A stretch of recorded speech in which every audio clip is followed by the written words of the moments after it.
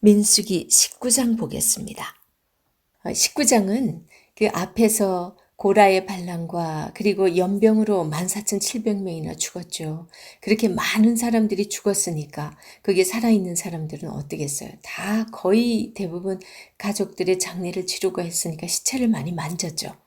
그리고 얼마나 곳곳에서 사람 많이 죽었으니까 피로 얼룩져 있었겠어요. 그래서 온통 부정한 그런 상태입니다. 피는 부정하다고 지금 시체는 부정하기 때문에 절대 가까이 해서는 안 되잖아요. 시체를 가까이 한 사람은 성막 가까이 가면 죽임을 당하죠.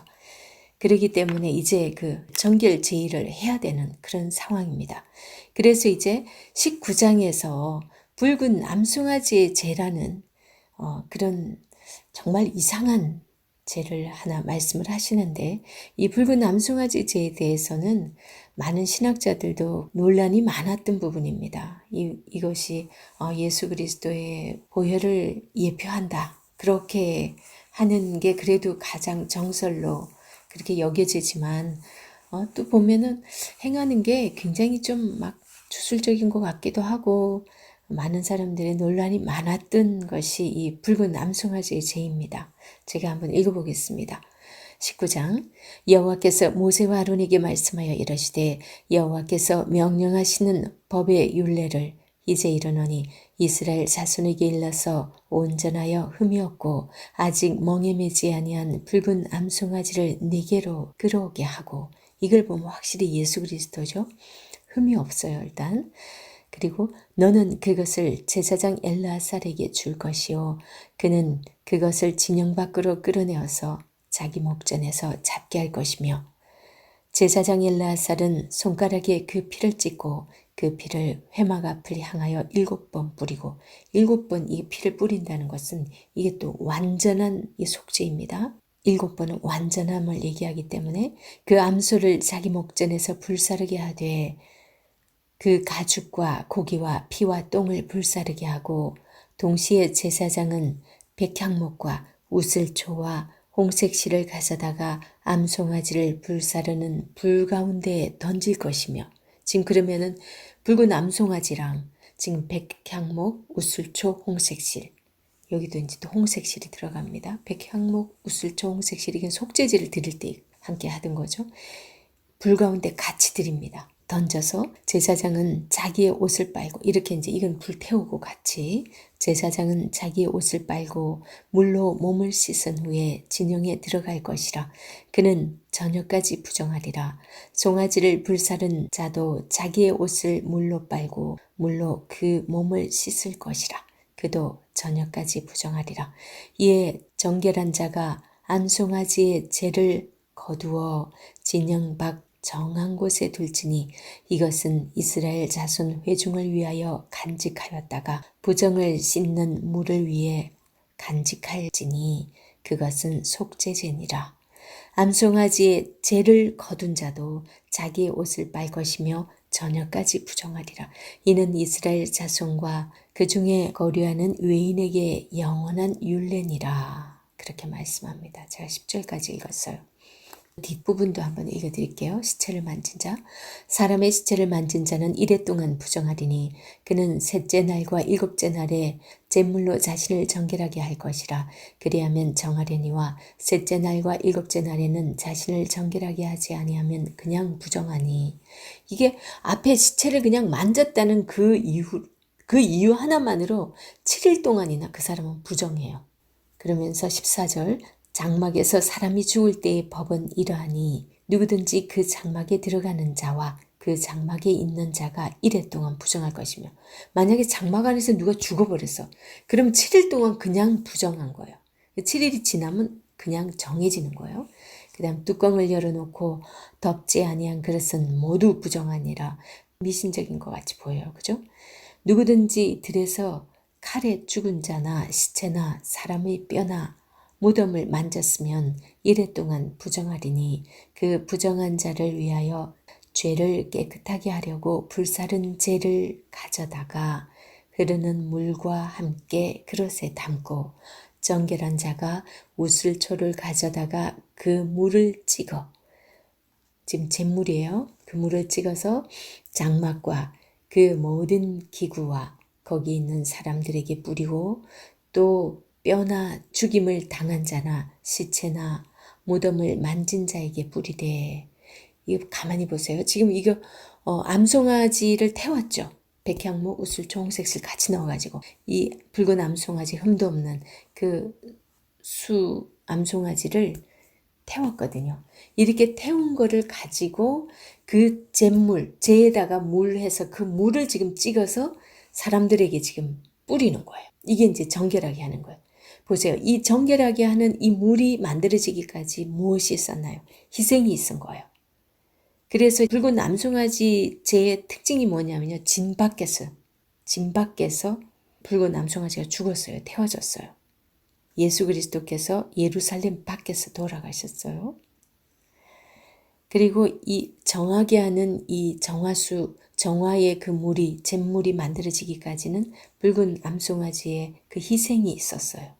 그걸 가지고 사람들이 시체로 인해서 부정하게 된 걸 그 사람들에게 뿌림으로 인해서 그 사람들이 정하게 돼요. 그러면 그 사람들이 성막에 나올 수 있게 돼요. 그 일을 지금 하는 거예요. 그러니까 이 붉은 암송아지 제는 예수 그리스도의 그 보혈, 희생 제사, 그걸 지금 예표하고 있는 거라는 거죠. 그 험난한 광야를 지나가고 있으면서 이스라엘 사람들은 얼마나 죄를 많이 범하죠. 그리고 실제 사람도 많이 죽고요. 그럴 때마다 하나님께서 꼭 정결 의식을 해서 그 사람들을 거룩하게 하는 그런 거를 계속 어떻게 해서 꼭 희생제물이 따라요. 그렇게 해서 속죄제, 속건제 이런 거 다 드리고 지금 이 사람들도 이제 죄가 있다고 속죄제에 붉은 암송아지를 태워가지고 그 잿물 가지고 사람들도 정하게 하는 그런 일을 합니다. 하나님께서는 하나님의 택한 백성들이 거룩하기를 원하셨기 때문에 그들이 죄의 본능을 가지고서 약속의 땅에 들어갈 수가 없는 거예요. 그래서 계속 거룩하게 하는 모습을 보여주면서 하나님은 끝까지 우리 백성들이 거룩하기를 원하는 하나님의 그 마음을 지금 여기서도 계속 보여주면서 말씀하고 계세요. 우리 구약 속에서 이 정화제의는요, 좀 여러 가지 방법이 있었어요. 언제나 이렇게 다 짐승을 다 죽이는 것은 아니었어요. 어떤 경우는 일정한 시간을 보냄으로써 정결해지는 그런 방법이 있어요. 첫 번째. 두 번째는 기름이나 피나 물, 정화수 같은 그런 걸 뿌림으로 인해서 또 어떤 데는 물에 씻음으로 인해서 그 다음에 태움으로 인해서 이렇게 깨끗하게 하는 그런 게 이제 레위기 14장 16절, 15장 5절, 그리고 민수기 19장 9절에서 그 다음에 민수기 31장 23절 이런 데서 이제 구약 속에서 정화가 어떤 식으로 되면은 정화가 일어난다는 걸 말씀을 해주고 있어요. 그 다음에 또 희생제물을 드리는 정화제의 이런 것까지 나오죠. 이런 모든 것이 어떤 가만히 있어서 되는 그런 것도 시간이 흐름으로 인해서 되는 것도 있지만은 특별히 희생제물을 드리는 이런 부분에 있어서는 우리의 죽을 수밖에 없는 그 죄는 예수 그리스도의 그 속죄의 그 대속이 없고는 절대로 그 죄가 없어지지 않음을 계속 보여주고 말씀하고 계신다고 보면 됩니다. 그래서 우리는 이런 걸 통해서도 다시 한번 하나님의 사람으로 산다는 게, 하나님의 백성으로 산다는 게, 하나님의 자녀로 산다는 게 정말 죄가 많은 이 세상 가운데서 제사장의 삶을 산다는 것은 거룩한 백성으로서 구별된 삶을 살면서 그들을 하나님과 사이에 중보하는 그 역할을 해야 하는 걸 우리는 늘 생각해야 되겠죠. 그래서 19장에서는 1절에서 10절에는 잿물을 만드는 방법을 어떻게 만드는지 제가 읽어드린 부분 그렇게 설명을 하고 있고요. 그 다음 11절에서 22절에는 부정해진 사람을 이제 깨끗하게 하는 법, 이제 그 잿물을 그 사람들한테 뿌려서 이렇게 깨끗하게 되죠. 그리고 이제 20장입니다. 20장에는 미리암이 죽고 그리고 아론도 죽습니다. 그리고 모세의 실수가 나오고 물론 형제를 다 잃었기 때문에 모세가 또 실수하는 부분도 나옵니다. 아무래도 감정적으로 참 많이 힘들었겠죠. 아무리 모세도 지도자로서 그 중립을 지키고 있었지만 그래도 가장 가깝게 피부치가 죽었잖아요. 일단 미리암이 죽게 되는데 한번 봅니다. 첫째 달에 이스라엘 자손 곧 온 회중이 신광야에 이르러 백성이 가데스에 머물더니 미리암이 거기서 죽음에 거기에 장사되니라. 여기 첫째 달에 이렇게 나오는데 여기서는요 40년째 첫째 달입니다. 벌써 광야 40년이 지나갔어요. 40년째 첫째 달입니다. 그러는데 이제 미리암이 죽고 회중이 무리 없으므로 모세와 아론에게로 모여드니라. 백성이 모세와 다투어 말하여 이르되 우리 형제들이 여호와 앞에서 죽을 때에 우리도 죽었더라면 좋았을 뻔하였나이다. 이게 할 말이 아니에요, 사실. 그죠? 앞에 이제 지금까지 뭐 고라의 자손들이 죽었고 고래 반란 때문에 그 다음에 그 올라가지 말라고 싸움 가지 말라고 그러는데 억지로 가가지고 골짜기에서 또 죽잖아요. 14,700명이나 연병으로 죽고 그렇게 다 죽고 난 이후에 또 물이 떨어진 거예요. 그게 쉬운 일은 아닙니다. 우리가 생각할 때는 참 이스라엘 백성들도 지금까지 원망불평하다가 그렇게 하나님한테 두들겨 맞고도 아직 정신을 못 차렸나? 이렇게 생각할 수 있는데 막상 그 입장이 되면 우리는 어쩌면 이스라엘 백성들보다 더 했으면 됐지 덜하지 않았을 거란 생각도 듭니다. 이스라엘 백성들이기에 그나마 그렇게 갈 수 있지 않았을까 생각도 많이 들어요. 실제로 광야에 한번 가보면 보통 문제가 아닙니다. 일단 여기서요. 모세와 아론의 실수가 나옵니다. 2절에서 13절 부분 제가 한번 읽어보겠습니다. 회중이 무리 없으므로 모세와 아론에게로 모여드니라. 백성이 모세와 다투어 말하여 이르되 우리 형제들이 여호와 앞에서 죽을 때에 우리도 죽었더라면 좋을 뻔하였도다. 너희가 어찌하여 여호와의 회중을 이 광야로 인도하여 우리와 우리 짐승이 다 여기서 죽게 하느냐. 너희가 어찌하여 우리를 애굽에서 나오게 하여 이 나쁜 곳으로 인도하였느냐. 이곳에는 파종할 곳이 없고 무화과도 없고 포도도 없고 석류도 없고 마실 물도 없도다. 모세와 아론이 회중 앞을 떠나 회막문에 이르러 엎드리매 여호와의 영광이 그들에게 나타나며 여호와께서 모세에게 말씀하여 이르시되 지팡이를 가지고 네 형 아론과 함께 회중을 모으고 그들의 목전에서 너희는 반석에게 명령하여 물을 내라. 분명히 명령하라고 그랬어요. 네가 그 반석이 물을 내게 하여 회중과 그들의 짐승에게 마시게 할지니라. 모세가 그 명령대로 여호와 앞에서 지팡이를 잡으니라. 이때까지는 좋았어요. 모세와 아론이 회중을 그 반석 앞에 모으고 모세가 그들에게 이르되 반역한 너희여 들으라. 우리가 너희를 위하여 이 반석에서 물을 내랴 하고 지금 이 말이 굉장히 모세가 실수한 말이에요. 그때도 하나님께서 내셨어요. 마사에서도 그죠? 근데 여기서 우리가 모세가 그들에게 이르되 반역한 너희여 들으라. 우리가 너희를 위하여 이 반석에서 물을 내랴? 이 스스로 자기가 했다고 지금 착각하고 있는 한 순간입니다. 모세가 그의 손을 들어 그의 지팡이로 반석을 2번 치니 이건 완전 모세의 혈기입니다. 물이 많이 솟아나오므로 회중과 그들의 짐승이 마시니라. 이랬거나 저랬거나 하나님께서는 물은 나오게 해주셨어요. 하지만 그 다음 보십니다. 12절 여호와께서 모세와 아론에게 이르시되 너희가 나를 믿지 아니하고 이스라엘 자손의 목전에서 내 거룩함을 나타내지 아니한 고로 너희는 이 회중을 내가 그들에게 준 땅으로 인도하여 드리지 못하리라 하시니라. 이거는 지금 하나님께서 모세와 아론에게 말씀한 거예요. 둘 다 너희들 가나안 못 들어가. 딱 그렇게 말씀하시는 거예요. 13절 이스라엘 자손이 여호와와 다투었으므로 이를 무리바 무리라 하니라. 여호와께서 그들 중에서 그 거룩함을 나타내셨더라. 참 너무 안타깝죠.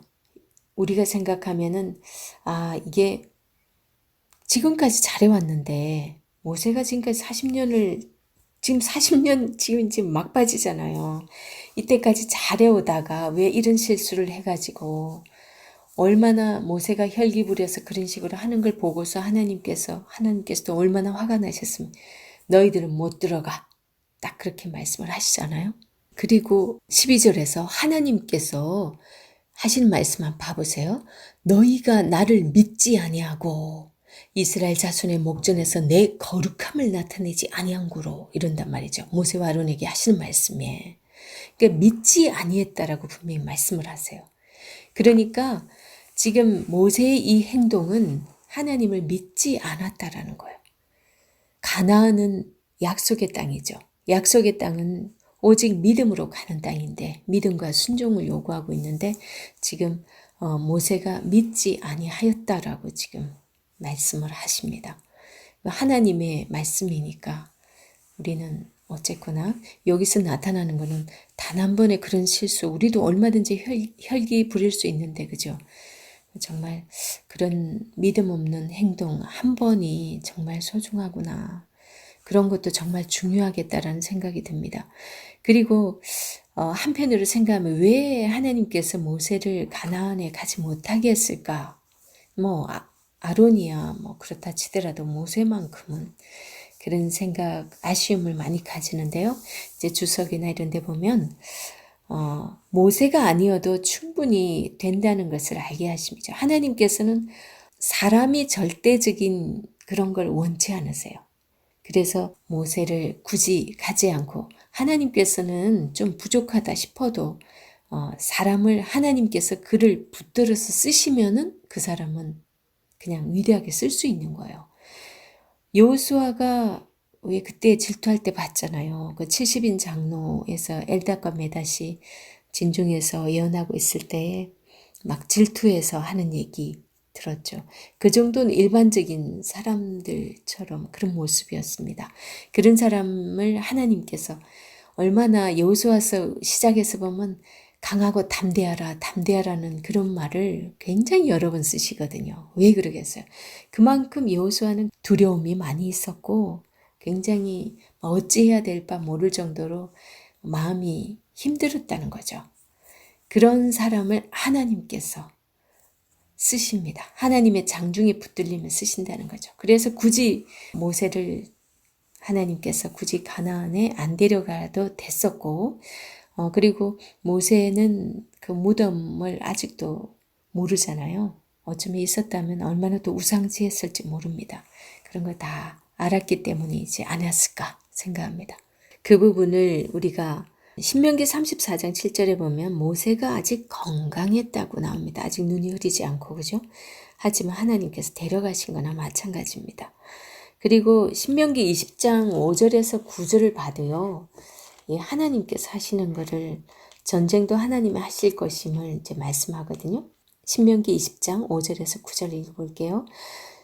책임자들은 백성에게 말하여 이르기를 새 집을 건축하고 낙성식을 행하지 못한 자가 있느냐?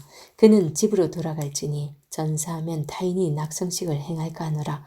포도원을 만들고 그 과실을 먹지 못한 자가 있느냐? 그는 집으로 돌아갈지니 전사하면 타인이 그 과실을 먹을까 하노라. 여자와 약혼하고 그와 결혼하지 못한 자가 있느냐? 그는 집으로 돌아갈지니 전사하면 타인이 그를 데려갈까 하노라고. 책임자들은 또 백성에게 말하여 이르기를 두려워서 마음이 허약한 자가 있느냐? 그는 집으로 돌아갈지니 그의 형제들의 마음도 그의 마음과 같이 낙심될까 하노라고. 백성에게 이르기를 마친 후에 군대의 지휘관들을 세워 무리를 거느리게 할지니라. 그러니까 다 가도 좋다 이거야. 온갖 핑계 있는 사람 다 가. 전쟁은 하나님께서 하신다. 이 말씀을 하고 계세요. 우리 14절에서 21절은 왕의 대로로 가는 길을 에돔이 거절하는 일이 기록되고 있습니다. 모세는 가나안 땅에 이르는 빠른 길이 모압, 에돔 암몬 족속이 살고 있는 그 요압 동쪽 지역을 통과하려고 하거든요. 근데 에돔은 사해 남쪽 아카바만까지 이제 지도 보실 수 있는 분 지도 한번 봐보세요.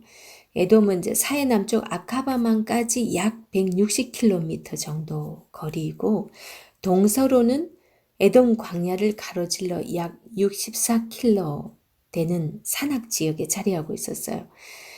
이 지역을 통과하는 것이 가장 빠른 길인데 그 길을 통과하는 무역로가 이제 오늘날 그 터키의 술탄도로라고 하는 그 길이래요. 그게 왕의 대로인데 그 구간을 통과하려면 그 구간에 속한 나라의 왕이 허락을 받아야 한대요. 그리고 또 관세도 내야 되는데 그런데 에돔 왕은 그걸 허락을 해주지 않아요. 그 아무것도 먹지 않고 우리가 먹는 거는 다 대가를 지불하겠다고 얘기해도 절대로 우리가 해치지 않겠다고 그렇게 얘기를 해도 허락을 하지 않습니다. 그런데 하나님께서 에돔은 에서 족속이 에돔 족속이잖아요. 그러니까 형제 나라이기 때문에 야곱의 이스라엘이 지금 이스라엘 야곱의 12아들로서 이루어진 나라가 이스라엘이잖아요. 그러면 에돔이 형제 나라이거든요.